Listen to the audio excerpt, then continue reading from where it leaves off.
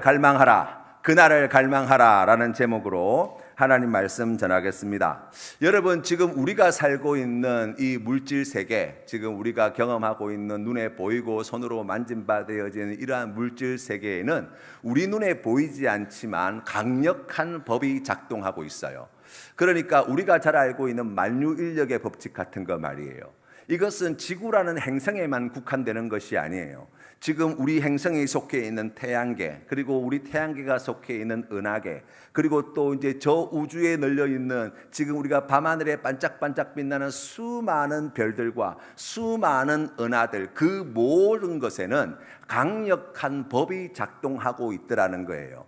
이제 학자들이 연구하면서 지금 이 우주 만물, 이 물질 세계를 다스리고 있는, 작동되고 있는 법이 어떤 것이 있는가 이제 연구하고 발견한 것 가운데 법칙이라고 이름하고 있는 것이 몇 가지가 있어요. 그 첫 번째가 무엇이냐면 연력학 제1법칙, 에너지 보존의 법칙이라는 거예요. 에너지는 새롭게 창조되어지는 것이 아니라 변환될 따름이라는 거예요. 두 번째가 바로 연력학 제2법칙이라고 이야기하는 엔트로피 법칙이라고 이야기합니다. 이거는 용어가 조금 어렵긴 한데 쉽게 이야기하면 이렇게 이야기할 수 있어요. 무질서도가 증가한다라는 거예요. 그러니까 우리가 보는 이 지구라는 행성뿐만 아니라 저 하늘에 있는 수많은 은하, 모든 별들, 우리 지구와 비교할 수 없는 엄청난 질량을 자랑하고 있는 그 어떤 천체도 이 무질서가 증가한다는 법 아래에 놓여 있다는 거예요. 실제로 여러분, 우리가 매일 아침마다 만나게 되어지는 태양, 이것도 시간이 지나면 그 빛을 잃어버리고 더 이상 이 세계에 존재하지 않게 될 거라는 거예요. 그러니까 무질서가 증가한다는 것은 무슨 의미냐? 이제 이야기를 들어보니까 구별할 수 없는 지점이 오게 된다는 거예요. 지금 우리 눈에 분명히 실체가 있고, 또 우리 눈에 보기에 너무나 강력해 보이고, 너무나 거대해 보이고, 너무나 커 보이는데 시간이 점점 지남에 따라서 이것이 쇠퇴해져 가고 쇠락해져 가고 소멸해 갈 때 나중에는 도저히 다른 것들과 구별할 수 없는 지점이 찾아오게 된다고 이야기하더라고요. 우리의 인생도 사실은 마찬가지 아니겠습니까? 우리가 이 땅에 태어나서 우리가 정말 혈기왕성하고 이게 젊음을 과시하고 뭔가 대단한 일을 이룰 것처럼 우리가 많은 일을 해오면서 우리가 살아왔지만, 여러분, 모든 사람들이 걸어가는 인생에 정해진 길이 있다고요. 그 법에서 벗어나지 않는 길, 무질서도가 계속해서 증가하는 길로 가게 된다는 거예요. 병들게 되고 늙게 되고, 그러다가 이 땅에서의 마지막 순간을 맞이하게 되어지고 그 호흡이 끊어지게 될 때 우리가 늘 뻔한 이야기처럼 하는 말이지만 한 줌 흙으로 돌아간다고 이야기하잖아요. 이 생각해보면 이 한 줌 흙으로 돌아간다는 것은 무엇입니까? 나라고 하는 존재가 다른 것과 구별되어지는 상태에서 이제 다른 것들과 구별할 수 없는 상태로 바뀌게 된다는 의미로 받아들일 수 있을 것 같아요. 그러면 여러분, 이 물질 세계만 그런가? 나라는 존재, 이 생명체만 그런가? 아니요. 거기에 다른 예외는 없다고 이야기할 수 있어요. 우리가 역사 가운데 만나는 거대한 제국들이 있습니다. 여러분, 세계를 제패했던 강력한 힘을 자랑했던 엄청난 강력한 힘을 가지고 전 세계를 갖다가 무섭게 벌벌 떨게 만들었던 그 나라들을 한번 보세요. 로마 제국, 정말 얼마나 강력하고 그 로마 법이 얼마나 훌륭하고 그 로마의 제도와 법이라고 하는 것이 지금까지 우리에게 얼마나 큰 영향력을 미치는가 이야기하는데, 여러분, 로마 제국도 1400년의 역사밖에 가지지 못했어요. 그 말은 무엇이냐면 생성되어지고 난 뒤에, 발전하고 난 뒤에 점점 어떻게 된다고요? 무질서도가 증가하는 이 연력학 제2법칙의 영향 아래에 있었다는 거예요. 그리고 난 뒤에 결국엔 어떻게 되는 거예요? 소멸하는 거예요. 로마 제국만 그렇습니까? 페르시아 제국도 1200년의 역사를 이야기합니다.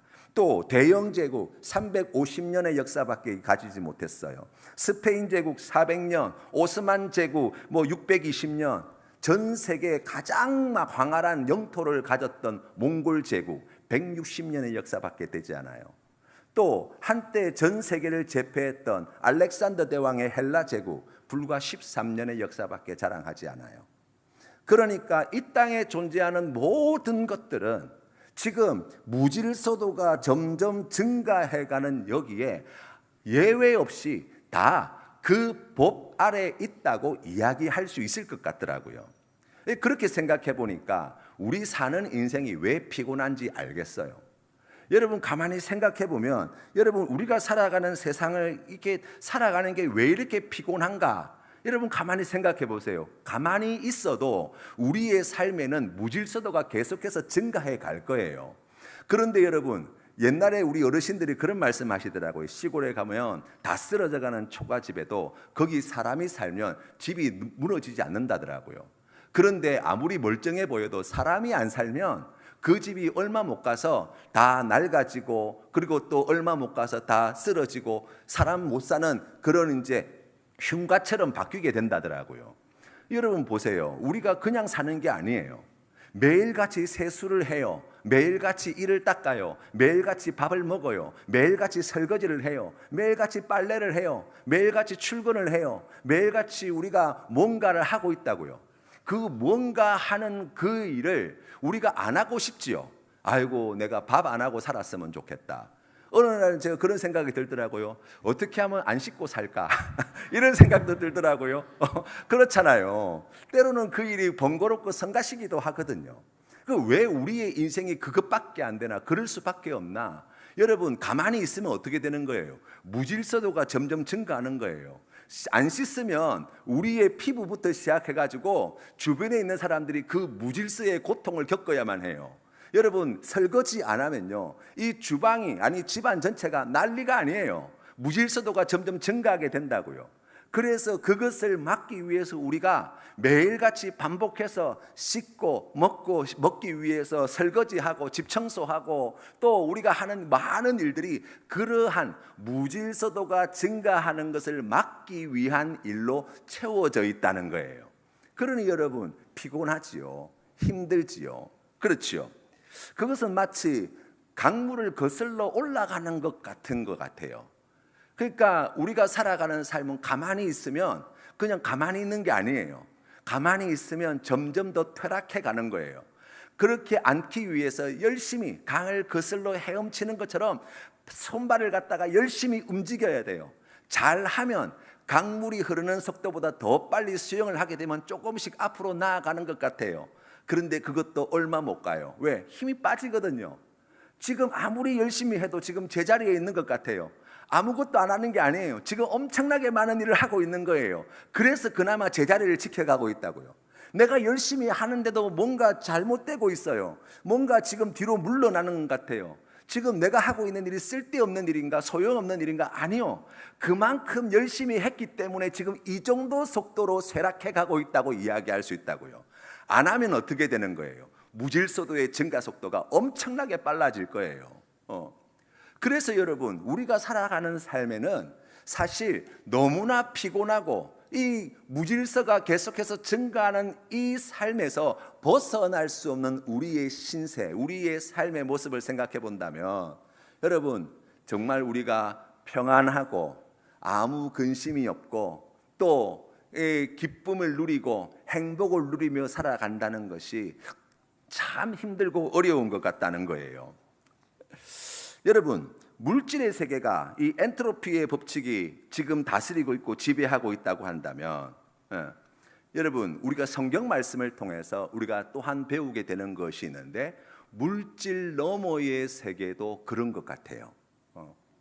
성경 말씀 로마서 7장 21절부터 24절 말씀에 사도 바울은 이렇게 우리에게 말씀합니다. 그러므로 내가 한 법을 깨달았노니 곧 선을 행하기 원하는 나에게 악이 함께 있는 것이로다. 내 속사람으로는 하나님의 법을 즐거워하되 내 지체 속에서 한 다른 법이 내 마음의 법과 싸워 내 지체 속에 있는 죄의 법으로 나를 사로잡는 것을 보는도다. 오호라 나는 공고한 사람이로다. 이 사망의 몸에서 누가 나를 건져내랴 라고 고백하고 있다고요. 첫사람이었던 아담과 하와가 범죄한 이후에 하나님과의 관계가 단절되어진 인간의 하나님과 관계가 단절되어진 인간에게 작동되는 법이 무엇이 되었느냐? 성경 말씀에 보니까 죄와 사망의 법이 작동한다는 거예요. 이 죄와 사망의 법이라고 이야기하는 이 법이라고 하는 단어를 사용한 이유가 있지요. 여기에는 예외란 존재하지 않는다는 거예요. 그 어떤 권력도, 그 어떤 현자도, 그 어떤 인간의 노력으로도 막을 수 없다는 거예요. 이 법이 작동하는데 말입니다.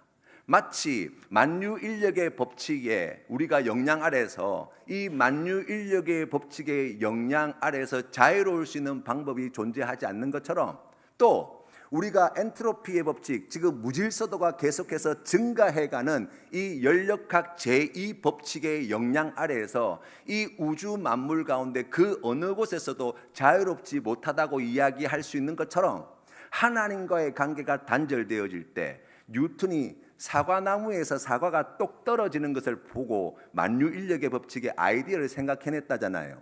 여러분 생각해 보세요. 사과나무 가지에서 사과 꼭지가 떨어졌어요. 그 다음 일어날 일은 뭐예요?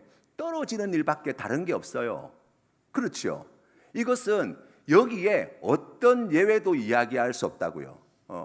그 일이 일어나게 되었다는 거예요. 죄와 사망의 법이 그렇게 우리에게 작동하고 있다고 말씀하고 계신 거예요. 그러나 여러분, 하나님은 그와 함께 또 다른 새 일을 이루셨다고 오늘 성경 말씀은 가르쳐 주시는 거예요. 여러분, 우리가 오늘 본문 성경 말씀 우리가 같이 한번 살펴보기를 원하는데요. 2절, 3절 말씀 우리 같이 한번 읽어보도록 하겠습니다.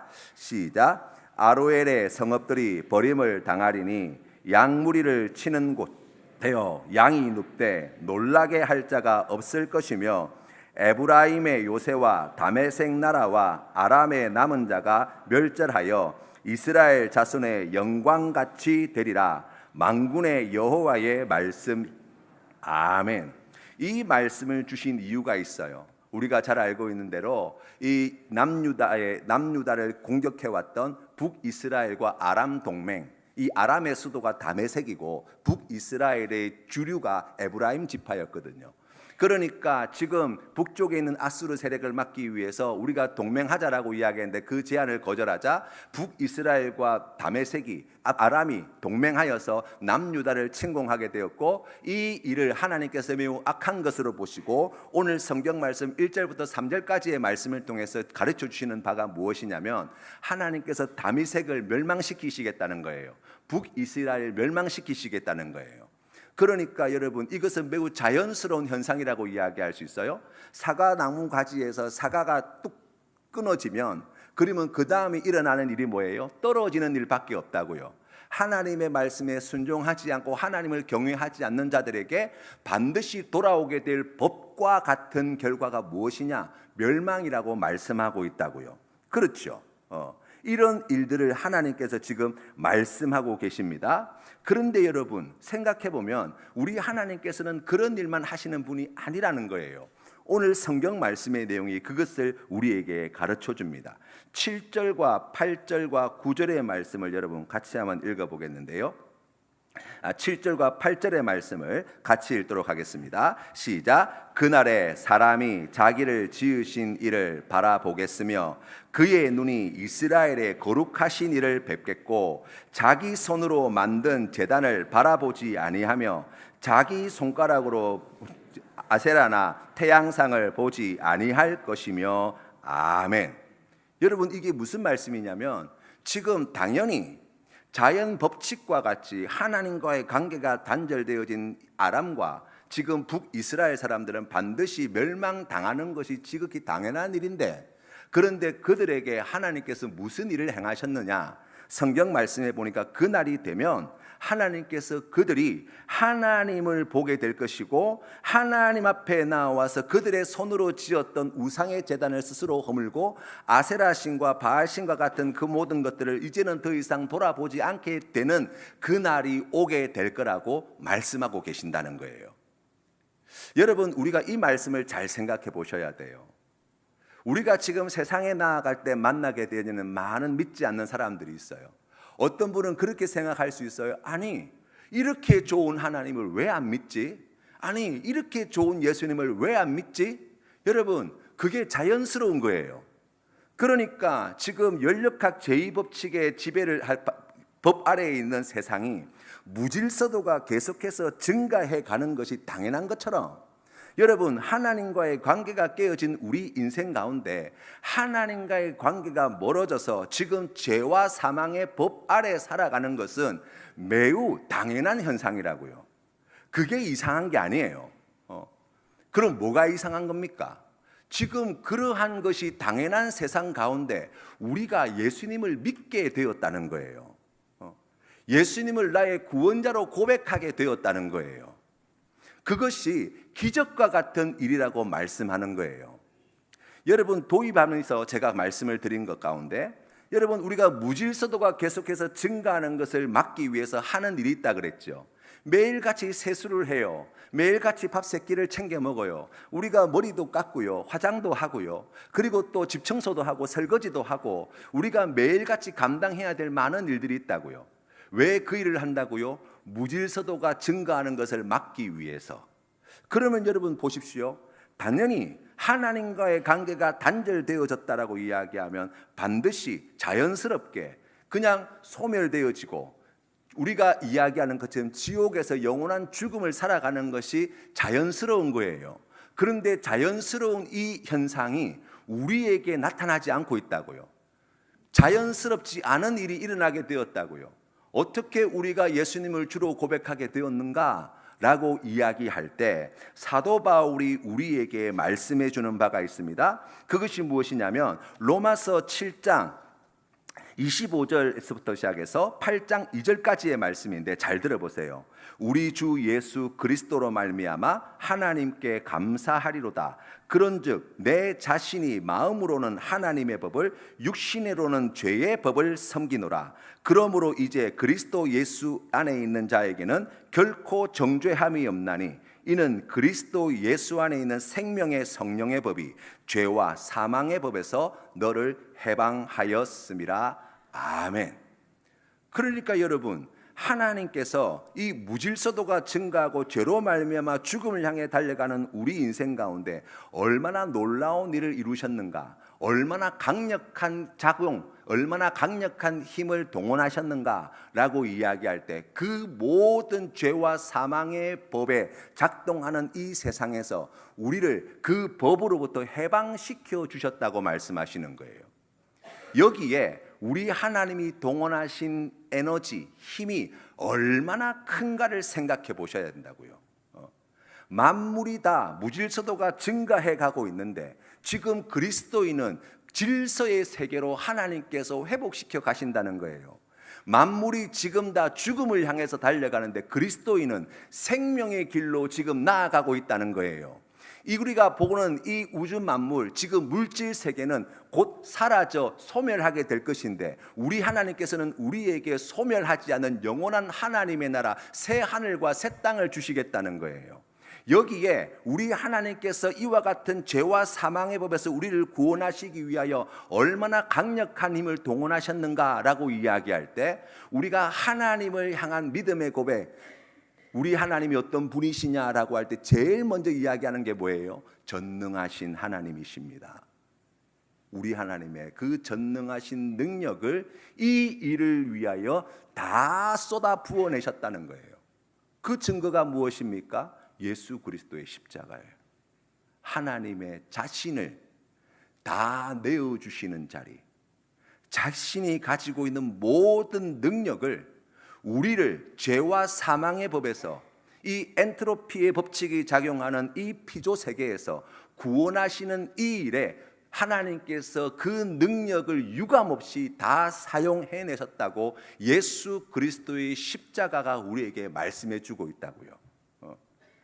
여러분, 그래서 우리 주변에서 믿지 않는 자들, 지극히 자연스럽고 지금 계속해서 무질서도가 증가하여서 이제 곧 소멸하여서 영원한 죽음의 자리에 이르게 될 것인데, 그러나 그 가운데 죄와 사망의 법에서 우리를 구원하시는 하나님의 생명의 성령의 법이 작동하고 있다는 이 귀한 진리를 받아들여야 돼요.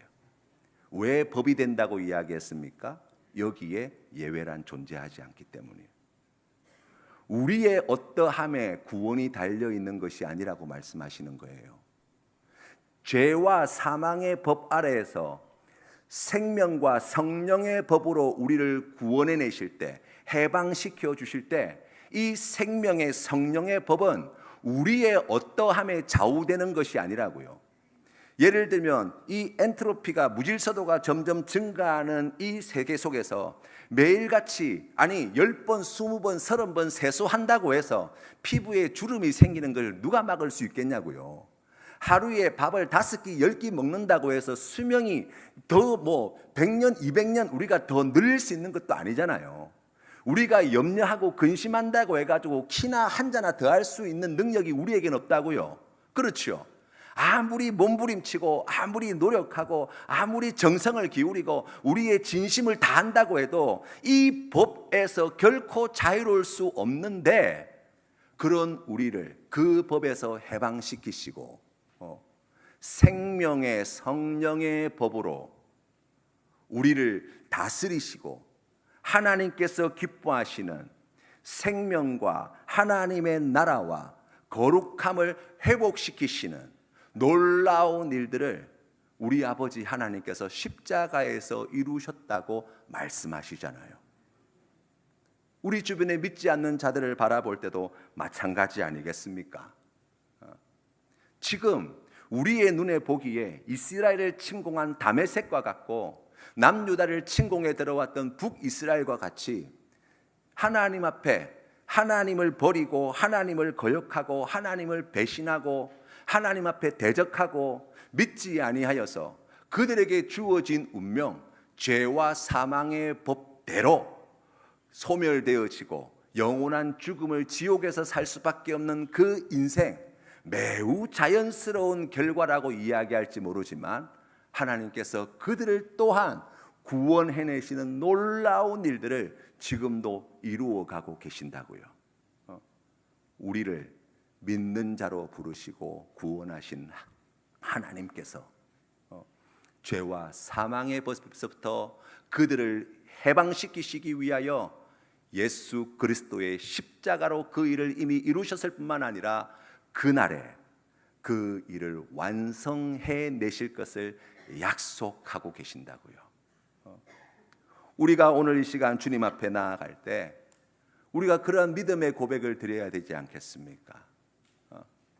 사과나무 가지에서 사과가 떨어지게 될 때 땅에 떨어지는 것 말고 다른 결과들을 우리가 기대할 수 없지만, 우리가 구원받은 하나님의 자녀가 된다는 것은 땅에 떨어져서 더 이상 소망이 없는, 이제 곧 상하여 썩어서 한 줌 흙으로 돌아갈 수밖에 없는 그런 운명에 놓여 있는 이 사과가 다시 어느 날 하늘로 솟아서 떨어져 있던 그 가지 끝에 붙어서 왕성한 생명력을 회복하게 되는 일들이 우리에게 일어났다는 것이거든요. 우리가 전도하는 그들에게도 하나님께서 그 일을 반드시 이루시겠다고 약속하십니다. 이 소망을 가지고, 이 믿음을 가지고 우리가 원더풀데이 이 귀한 전도사에게 함께하는 우리 모든 성도님 되시기를 바랍니다.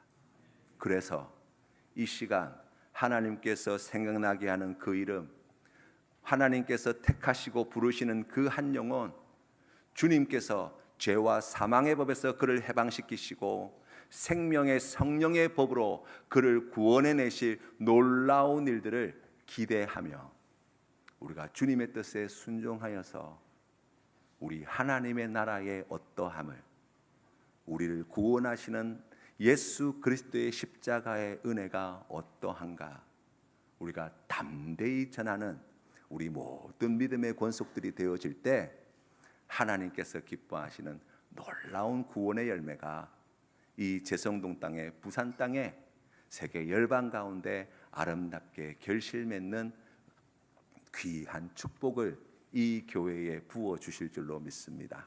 우리가 이 귀한 믿음의 고백으로 함께 일어나서 주가 일하시네,